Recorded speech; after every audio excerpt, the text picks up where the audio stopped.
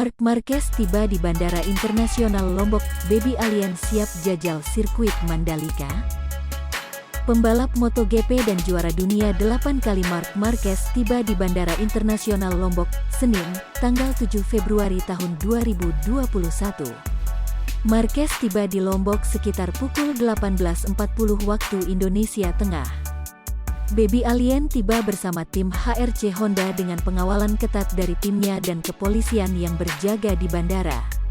Setiba di bandara, Marquez langsung menuju ke mobil yang mengantarnya. Belum diketahui pasti terkait di mana Marc Marquez akan menginap selama di Lombok.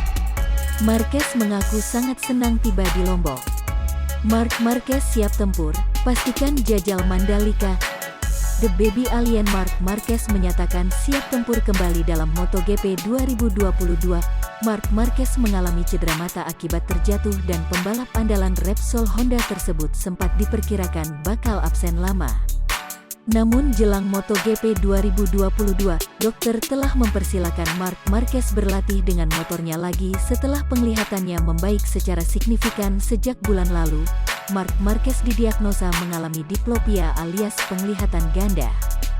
Latihan intensif pun telah dijalani Marquez 2 kali. Marquez menjalani latihan sehari penuh di sirkuit MotoGP yaitu sirkuit Portimao dan sirkuit Aragon.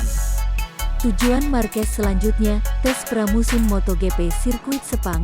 Marquez membagikan foto keberangkatannya ke Malaysia yang menjadi lokasi tes resmi pertama melalui akun Instagramnya.